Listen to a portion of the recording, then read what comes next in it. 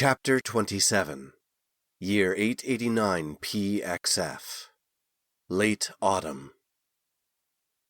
Osmond had already donned his Uldani form when Thorn arrived with the fall of twilight across the orchard. He held in his hand what appeared to be an empty quiver devoid of the arrows it would typically carry. After a quick embrace and greeting, Thorn spoke. "Naz's contribution to our efforts has arrived," he said, lifting the quiver. "I'm a horrible shot if our plan hinges on arrows, and my impression of Gwen is that she only shoots bullets," Osmond remarked. "There are two rules to artifice and enchantment. Items should convey precisely what they are and do, or they should never be what they seem," Thorn recited in a strange accent Osmond could not place. "Or so Naz always says." Thorn reached into the quiver and withdrew its contents, eliciting a gasp of astonishment from Osmond. Thorn had drawn the full 10-foot length of the vermilion blade from out of the standard-sized quiver. "Naz has been working on this replica for several years in case anyone came to the orchard investigating the disappearance of Rabian and the vermilion blade. From my descriptions and his knowledge of my curse, even its magical aura should fool most anyone," Thorn said. "Of course, Serena isn't just anyone." Osmond let out a low whistle. "It certainly looks as I remember it. But won't she realize it's a fake as soon as she tries to wield it?" "That's both the intent and the challenge," Thorn explained. "It's cursed. Naz and I always assumed it would be Toman or another magic user who could track the vermilion blade to this location. So we made the curse especially devastating to those who delve in the realms of the arcane. Undoing the curse to release their magic instead of breaking it directly will take time." Thorn continued. "The trick is to distract her enough that her zeal for the blade erases any caution she might typically have before taking hold of it." "That's going to be a challenge," Osmond agreed. "Me walking in the gate with the vermilion blade to trade for Quentin is giving her exactly what she wants. As well as she knows me, my willingness to trade or risk the vermilion blade will immediately raise her suspicions." The two looked at each other in silence, neither having a suggestion on how to overcome this new hurdle. "We'll work on it. Maybe Gwen will have an idea when she arrives," Osmond said when he finally broke the silence. "In the meantime, I discovered something while working with the Dagger last night." Osmond threw the dagger, currently in its trickster form, at a nearby apple tree and translocated to its new location.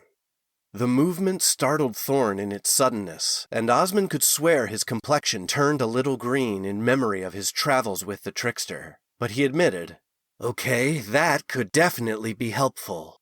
And I don't have to see the dagger to travel to it."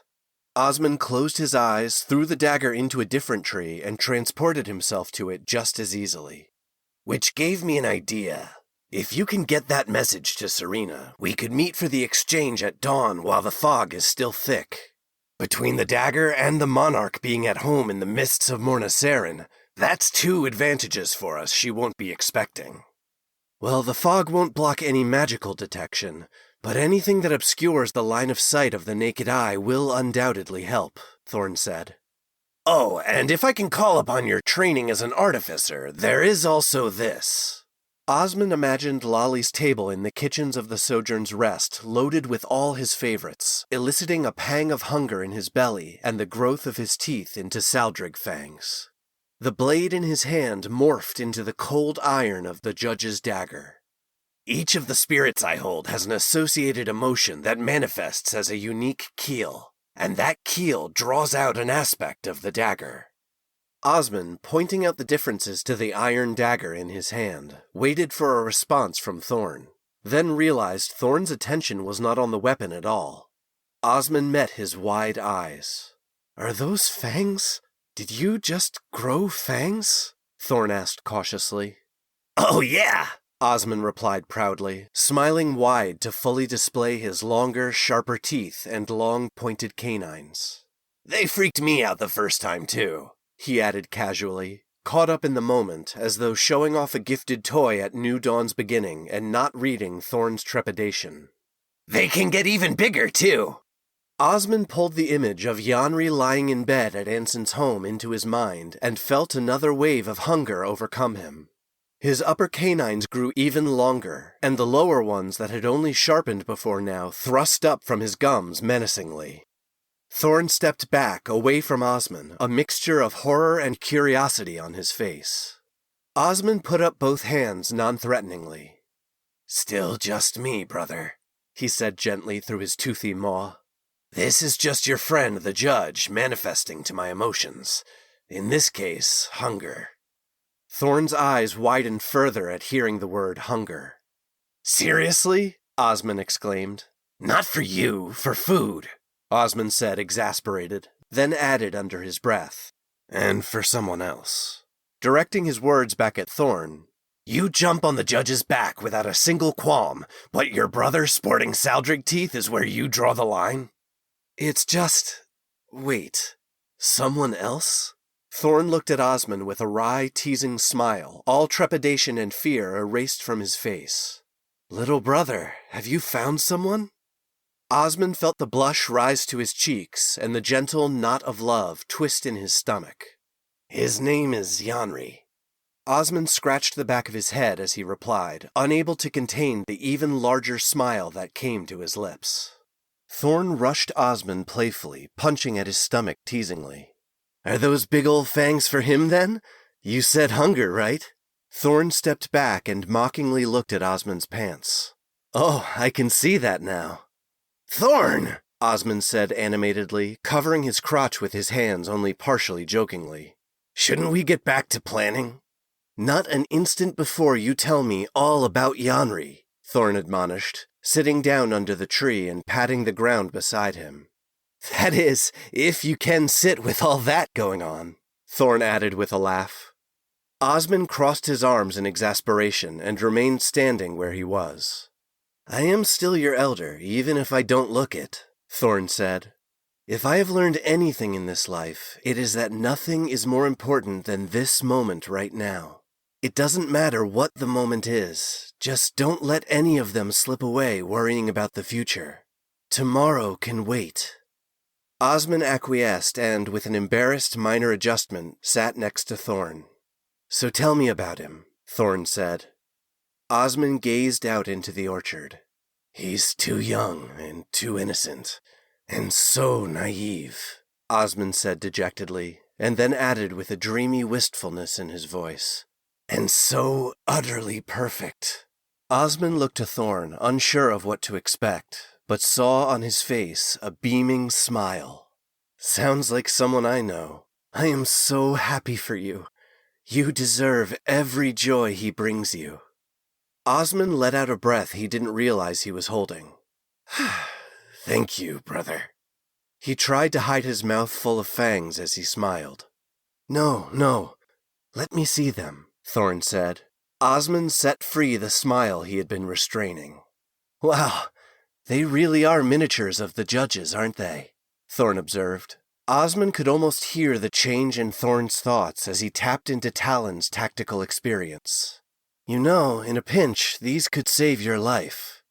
In an analytical tone, Thorn asked, "Do you mind?" as a small arcane ball of light appeared between them, and his hand was inches away from Osmond's mouth. I guess not," he answered. "Well, they certainly are sharp," Thorn commented, testing the edge of a longer upper canine with his finger. His face was now inches from Osmond's as he examined his fanged teeth. "But they are almost too long to be really useful at this size," Thorn added. Osmond opened his mouth further, far more than any humanoid should be able to. A double-hinged jaw inherited from the judge, along with the teeth, allowed his chin to drop nearly to his throat.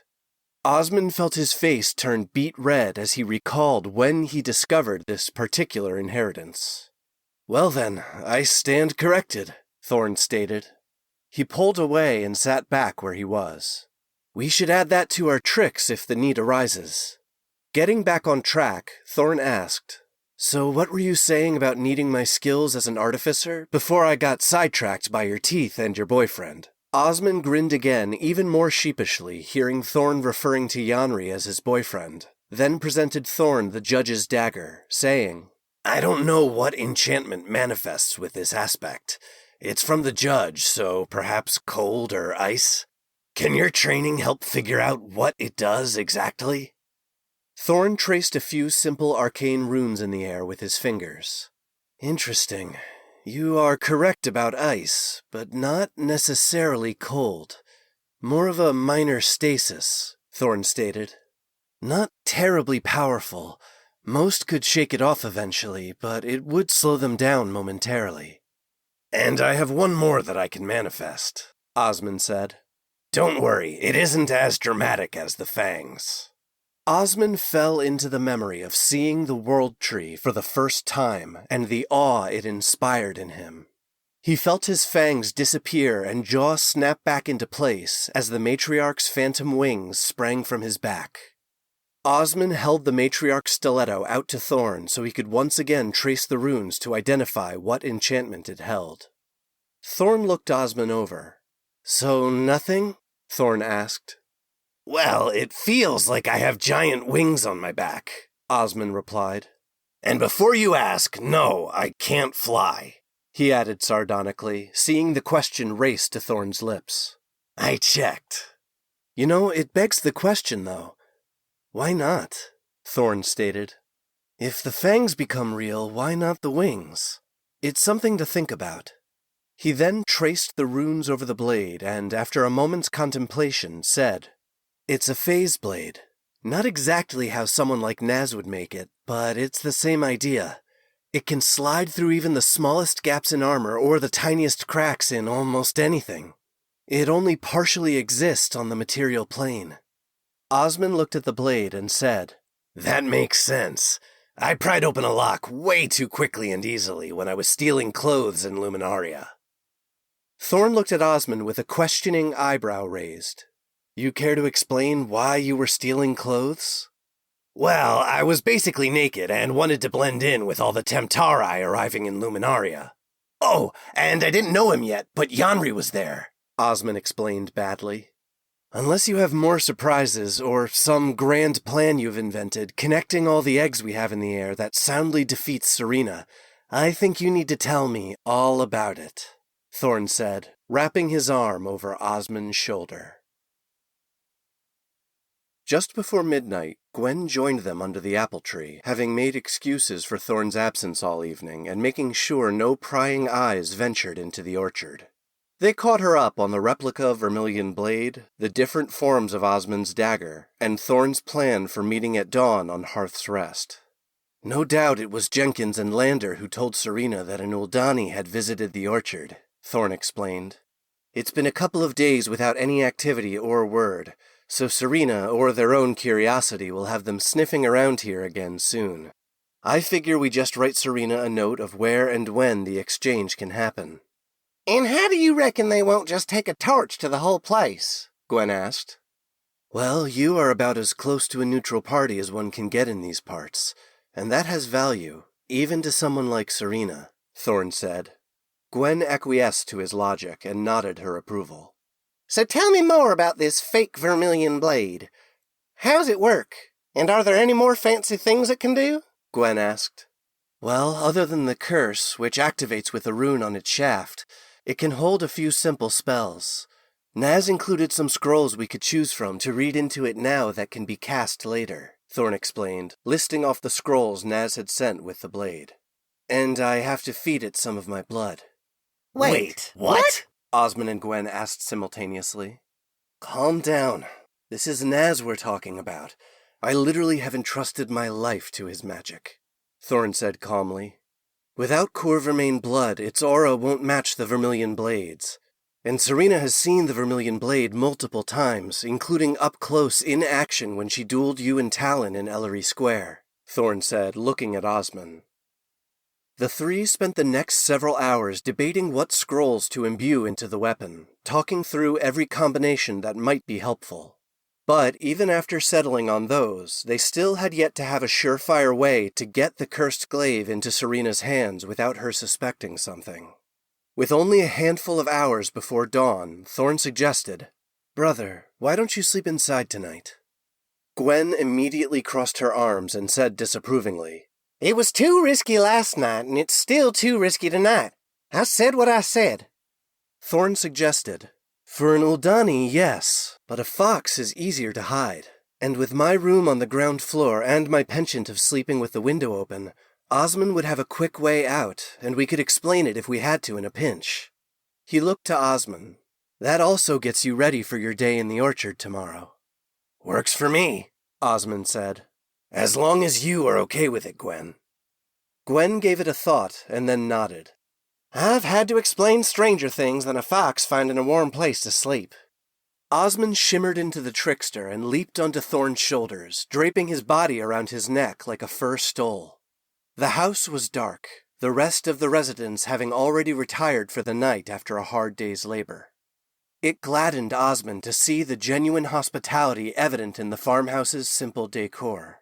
He smiled inwardly at the ease and genuine affection with which Thorn hugged Gwen goodnight.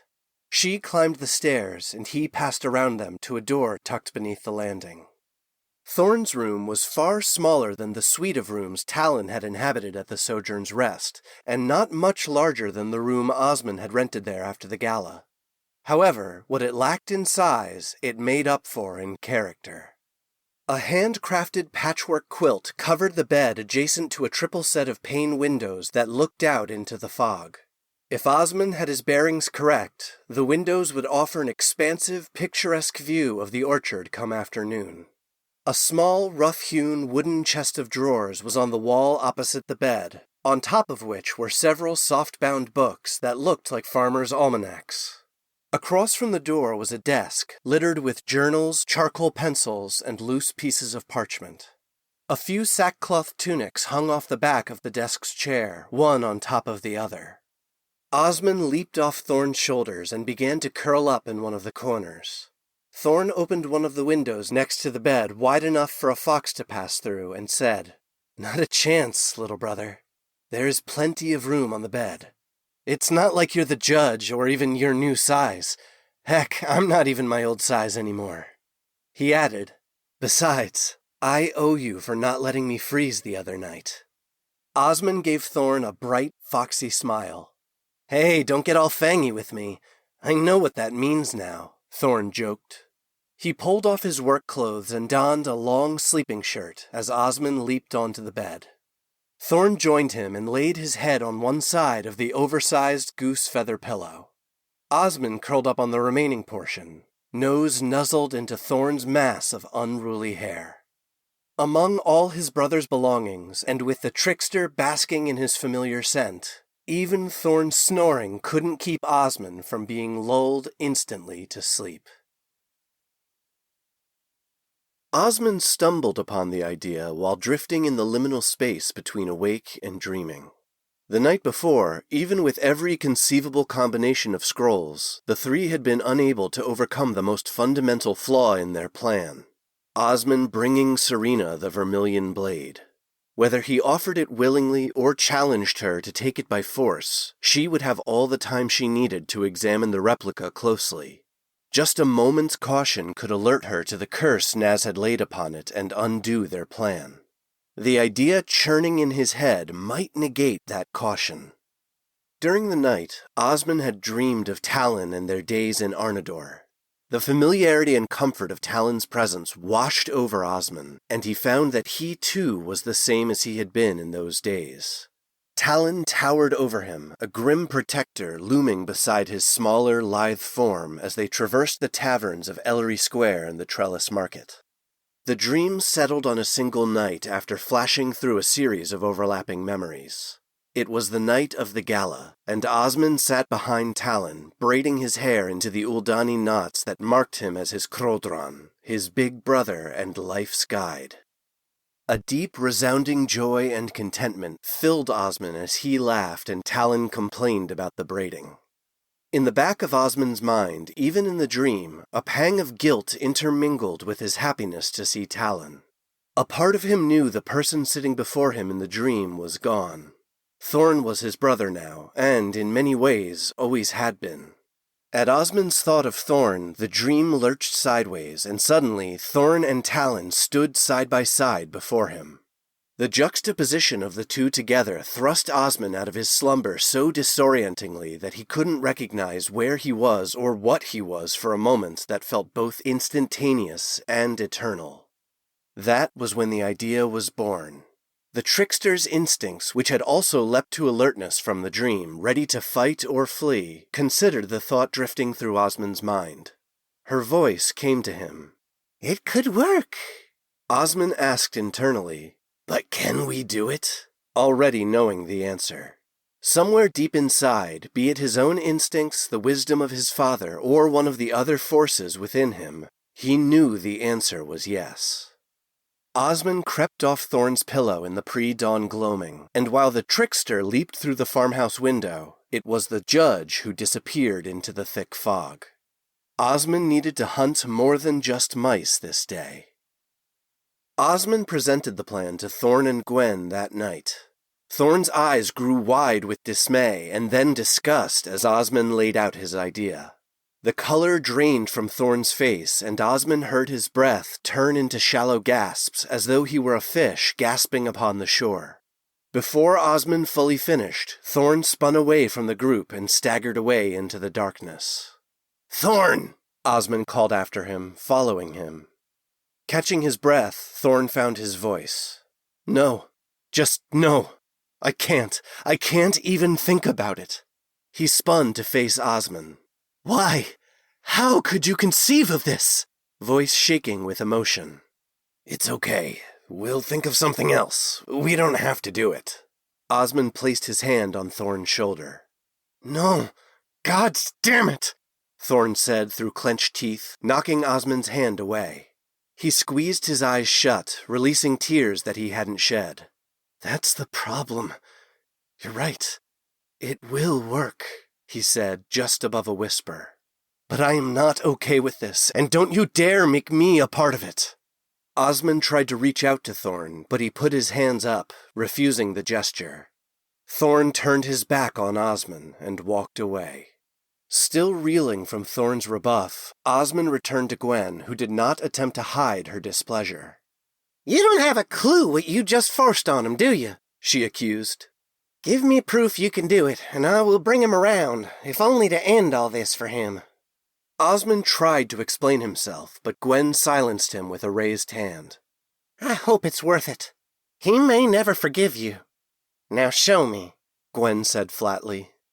Osmond nodded, calmed his nerves, and remorsefully showed Gwen how he would once again betray his Crodron.